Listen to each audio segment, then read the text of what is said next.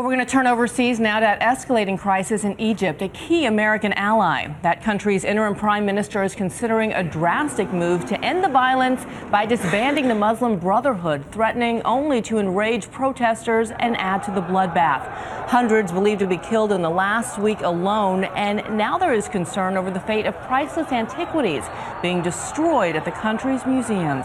ABC's Mohammed Lila is keeping a close eye on the developments from Cairo. Mohammed. Good morning, Biana. The Muslim Brotherhood here is continuing its defiance, announcing several more protest marches planned, all of them set to begin within the next few hours. This morning, Cairo woke up to this, the heaviest police presence we've seen here in days. The army's armored vehicles on every major street, even here guarding Tahrir Square, the famous square so central to Egypt's democratic revolution 2 years ago. It comes as the ongoing violence continues to spiral out of control, with angry civilians now taking up arms against the Muslim Brotherhood. In this video, watch this woman here in black. She's a Muslim Brotherhood supporter who's just been released from a mosque. In less than 30 seconds, watch as she's surrounded by an angry mob, then attacked. The military intervened to keep her safe. Many Christians are also afraid, worried more churches like this one will be attacked. This man guarding a church in Cairo telling us earlier, "Of course I'm worried, but I'm ready to protect this church with my life." Even Egypt's ancient treasures aren't safe. These photos show looting and destruction at the Malawi National Museum in the city of Minya. Glass cases smashed, an ancient sarcophagus on the ground, and priceless statues destroyed. Now, the government here is justifying the crackdown, saying that police have been showing restraint and that this is a war on terror against Islamic militants who are bent on overthrowing this country. Biana and Dan.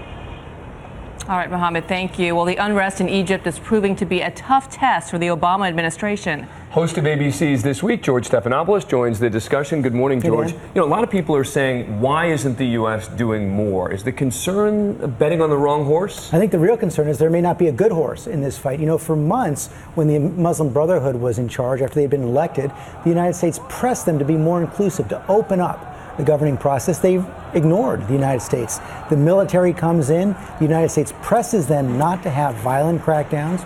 They're ignored as well. This is, so far, President Obama has avoided suspending military aid to Egypt because he wants to maintain our influence. But if this continues, if the military continues to ignore U.S. pleas to calm down the violence, they may have no choice but to suspend aid. And of course, we know the embassy there in Cairo is closed today because of the escalating violence. I want to turn back to domestic policy. The president wrapping up his vacation at Martha's Vineyard. We have images of him playing golf yesterday with Larry David. But aside from him being on vacation, he's coming back to a lofty administration, and he's got immigration reform, gun control, a deficit deal.